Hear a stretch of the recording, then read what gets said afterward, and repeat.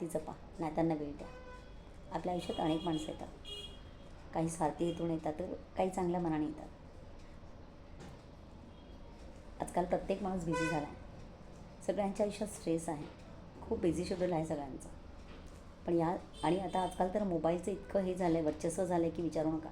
कुणाला मोबाईलशिवाय काही वेळच नाही आहे. मोबाईल म्हणजे सगळ्यांचा बेस्ट फ्रेंड झाला आहे. पण या मोबाईलच्या युगात पण जर कोणी मोबाईल बाजूला ठेवून तुमच्याशी बोलू पाहत असेल, तुमच्याशी बोलत असेल, तुम्हाला वेळ देत असेल, तर अशा माणसांना नक्की वेळ द्या. कुणाला काही दुःख असेल, त्यांचं दुःख कमी करण्याचा प्रयत्न करा. त्याच्याशी बोला.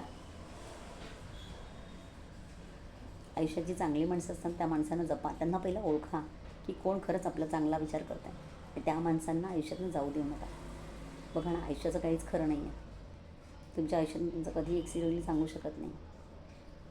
आजचा दिवस चालला आहे तो छान हसा, खेळा, गप्पा मारा, मस्त भरभरून जगा. उद्याची सकाळ कोणी पाहिली. आता पाहताय ना काय काय चाललं आहे, काय काय आपण ऐकतो आहे. खरं हो ना.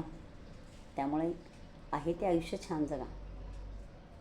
आजचा दिवस आपला शेवटचा आहे असं समजा. कारण उद्याची सकाळ जर आपण पाहिली तर आपल्याला देवाने आणखी एक दिवस दिला आहे. पुढचं आयुष्य आपल्याला जगायचं आहे. पण त्याकरता आहे ते आयुष्य आहे तो क्षण भरभरून जगा. आणि नाती जपा, माणसं जपा.